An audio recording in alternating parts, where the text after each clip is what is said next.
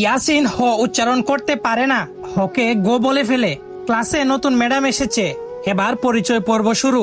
Madam বলল, high ছাত্রছাত্রীরা, আমি পাখি, এবার তোমাদের পরিচয় দাও। হাই আমি মন্ডু, হাই আমি সেন্ডু। এভাবে যে যার মতো পরিচয় দিল। এবার ইয়াসিনের পালা। ইয়াসিন বলল, গাই আমি ইয়াসিন। ম্যাডাম বললেন, কি বললে হারামি?